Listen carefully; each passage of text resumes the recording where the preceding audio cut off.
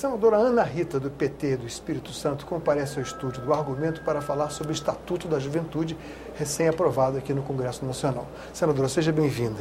Obrigada, Paulo. Como é que foi a luta para a aprovação do Estatuto da Juventude e o que foi mais complicado?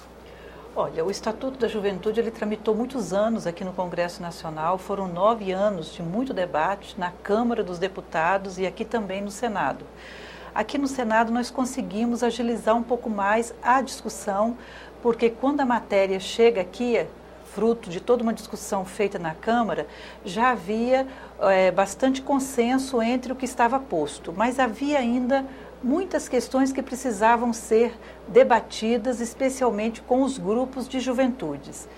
E aí nós contamos com uma ampla participação, né, dos diversos grupos existentes, né, de jovens, do Conselho Nacional da Juventude, da Secretaria Nacional da Juventude, da Presidência da República, que nos ajudaram a fazer, a buscar, a construir esses consensos. Então, durante o período que a matéria ficou aqui no Senado Federal, foi um período muito interessante de diálogo com o Conjuve, com a Secretaria Nacional e diversos outros grupos, representando não só partidos políticos, mas também representando jovens, né, de outras entidades, e que conseguimos garantir o que eles gostariam que tivesse garantido dentro do Estatuto e dialogando com o governo. No seu estado, por exemplo, qual foi o ponto mais reivindicado do Estatuto da Juventude?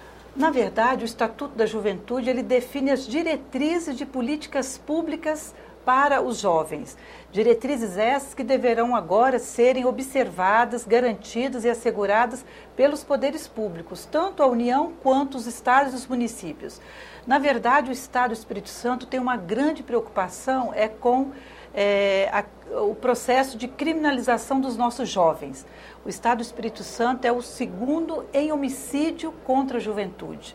Então, ter políticas públicas que possam favorecer a inclusão social dos nossos jovens, para que eles não entrem no mundo do crime, é muito importante. E esse é um debate que tem sido feito no Estado do Espírito Santo. Inclusive, este ano é o ano que a CNBB definiu a juventude como tema da campanha da fraternidade. Lá no Estado do Espírito Santo, a igreja é muito atuante nesse sentido. Foi feito a abertura da campanha da fraternidade com uma participação muito grande dos jovens, e essa questão da criminalização dos nossos jovens foi bastante colocado, né, durante todo o trabalho feito da abertura da campanha da fraternidade. Então, o Estatuto da Juventude é isso, ele define as diretrizes para a elaboração de políticas públicas em diversas áreas. De um modo particular, na área da cultura, do esporte, do lazer, porque nós precisamos garantir que os nossos jovens tenham acesso também a esses espaços, que são espaços de formação, são espaços onde os jovens conseguem adquirir um conhecimento novo e assim buscar, né, melhorar a sua inserção no mundo e na vida social. Um aspecto polêmico, um ponto polêmico foi exatamente a questão da meia entrada. Se essa meia entrada para jovens até 29 anos de idade seria limitada a um percentual dos ingressos disponíveis ou se valeria para todo mundo. Como é que ficou essa questão? Pois é, essa questão foi a única questão polêmica durante a votação aqui no plenário do Senado, porque a posição da Secretaria Nacional da Juventude, da Presidência da República e a posição do Conjuve, que é o Conselho Nacional, tinha uma posição de não ter cota de 40%, porque hoje, até então, o acesso era para a meia entrada era para todos os jovens, não tinha o sistema de cotas. Aqui no Senado Federal foi apresentada uma emenda garantindo os 40% e que durante a votação a emenda foi aprovada. Não é? Mas isso não diminui a importância... Os produtores e artistas alegaram que só era possível prever a questão da viabilidade financeira dos eventos e dos espetáculos se houvesse uma limitação a esse percentual. Né? Os produtores estiveram aqui, fizeram todo um processo de articulação com os senadores e com as senadoras para que se garantisse o sistema de cotas. Eu tentei reverter essa situação buscando uma alternativa para essa proposta, onde eu apresentei uma emenda que o sistema de cotas, na verdade eu apresentei uma emenda para que não houvesse cotas nenhuma para os eventos onde tivesse recursos públicos. Essa emenda foi derrotada. Uma segunda emenda que eu apresentei é que o sistema de cotas de 40% fosse apenas para os eventos com recursos privados. Eventos com recursos públicos. É ilimitado. Então teria essa limitação, mas também a emenda foi derrotada. Ou seja, o desconto de 50%, a meia entrada ou meio ingresso, seria ilimitado, de acordo com a sua proposta, nos eventos com recursos públicos. Isso. Apenas os recursos privados ficariam limitados a 40% das entradas disponíveis. Isso, foi isso que nós apresentamos. Mas isso não diminui a importância do Estatuto. O Estatuto, no seu todo, ele é muito bom, ele assegura diversos direitos. Acho que, para mim, é um grande avanço para a nossa juventude, e os jovens aqui comemoraram no dia da votação com muita alegria a aprovação do Estatuto aqui no Senado Federal. Agora ele está na Câmara, será debatido na Câmara. A gente acredita e espera que na Câmara possa se rever a cota de 40%. Se for possível rever, vai ser muito melhor, na minha opinião, e na opinião de uma parcela significativa dos nossos jovens.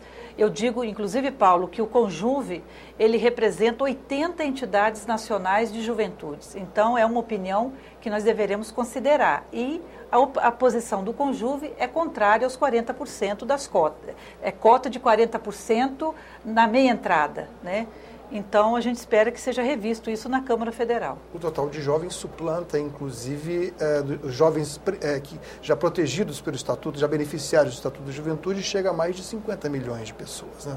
Nós somos, afinal, um país jovem, né? Mas nessa zona de interseção, uma zona em que há uma confluência, melhor dizendo, entre o Estatuto da Juventude e o Estatuto da Criança e do Adolescente, para tocar um outro tema que volta e meia vem à baila, vejo, então, que a senhora é radicalmente contra a redução da maioridade penal. Com certeza, eu sou radicalmente contra a redução da maioridade penal, porque nós não podemos colocar as nossas crianças, os nossos jovens responsáveis pelos crimes que acontecem na sociedade, pela violência que está na sociedade hoje. As nossas crianças, os nossos jovens, eles são vítimas desse processo. Então, eu quero fazer esse debate com muita profundidade, inclusive na Comissão de Direitos Humanos, nós já pautamos isso no nosso plano de trabalho, precisamos aprofundar, porque a sociedade precisa ter mais informações sobre esse tema. Porque, de um modo geral, as pessoas, e com muita razão, elas querem ver aquela criança que está aí na rua, drogada, no mundo do crime, com uma arma na mão, que ela seja retirada e seja presa. Mas essa é a melhor saída? É a melhor solução? Qual é o destino daquela criança e daquele jovem? Para onde que eles vão? Isso vai resolver o problema? Eu avalio que não, porque o problema é muito mais de fundo, é muito mais complexo. É preciso dar um atendimento a essa criança e a esse jovem que está na rua, que está no mundo do crime, que está envolvido com droga, que anda armado, que tem arma, precisa realmente de ser atendido, ele precisa, se ele comete um crime, ele precisa ser punido, com certeza, não pode passar a mão na cabeça, mas dentro do que prevê o Estatuto da Criança e do Adolescente. Infelizmente, Paulo, nós temos um conjunto de leis que protege não só a criança e o adolescente, mas como as mulheres, idosos, mas infelizmente a implementação da nossa legislação ainda é muito complicada, é muito difícil. Então, o Estatuto da Criança e do Adolescente ele é muito importante, só que nós não temos ainda uma estrutura no país suficiente que possa atender os nossos jovens e os nossos adolescentes dentro do que prevê a nossa legislação. Além da vigência, temos que ter a aplicação e que a sociedade compareça no sentido da proteção e oferecimento de oportunidades, né? Com certeza, é preciso garantir oportunidades para os nossos jovens e tratar as pessoas de acordo com a sua idade. O jovem e a criança, na sua fase de desenvolvimento, tem as suas necessidades específicas. Então, não é colocando esses jovens, esses adolescentes numa prisão, longe das políticas públicas de saúde, educação e lazer, que eles vão se preparar para retornar ao convívio da sociedade. Muito obrigado, senhora. Foi muito gentil comparecendo aqui ao nosso estúdio. Eu que agradeço, Paulo, e agradeço a todos que nos acompanham pela TV Senado. Argumento apresentou uma entrevista com a senadora Ana Rita do Espírito Santo sobre o tema Estatuto da Juventude. Mande suas críticas e sugestões para o nosso programa. Acesse www.senado.leg.br/TV ou ligue para 0800 61 22 11. Obrigado pela atenção e até o próximo argumento.